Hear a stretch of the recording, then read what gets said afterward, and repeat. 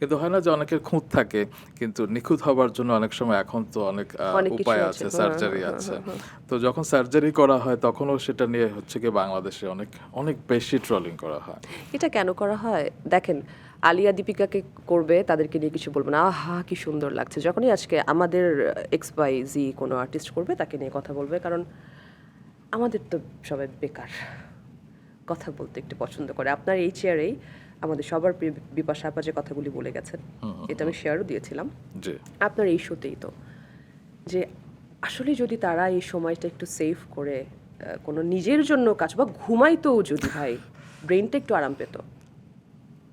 So মানুষ কথা বলবেই, আপনি চেহারায় যদি কিছু করেন, আর চুলে যদি কিছু, আপনার চুল উঠে যাচ্ছে, আপনি চুলে একটু হেয়ার প্ল্যান্টেশন করতে চান, ইফ ইউ হ্যাভ মানি আপনি এটা করবেন, অবশ্যই।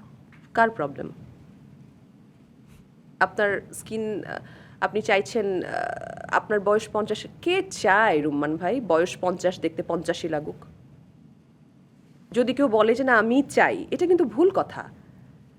যদি এটা না হয় তাহলে যখন আপনি ক্রিম কিনতে যাচ্ছেন, আপনি কিন্তু লেবেলে দেখছেন যে কি কি আছে, দেখছেন না আপনি, এই সিরাম একদম। আছে কিনা, এই নায়াসিনামাইড আছে কিনা, অমক আছে কিনা, আলফারবুটিন আছে কিনা, ফর্সা হওয়ার কিছু আছে কিনা, আপনি দেখছেন কিন্তু। একদম।